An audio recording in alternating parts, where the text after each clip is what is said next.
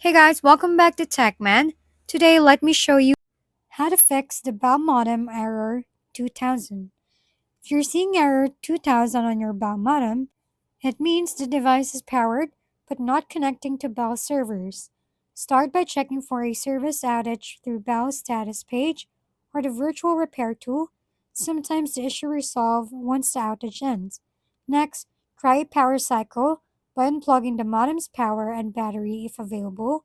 Wait 2-3 minutes, then plug it back in and let the light stabilize. If that doesn't help, inspect all cables, power, Ethernet, and especially fiber or SFP connections to ensure they're secure or replace if damaged. As a last step, you can perform a factory reset by pressing and holding the reset button with a paper clip for 15 to 30 seconds. Keep in mind, this will erase all custom settings, returning the modem to default.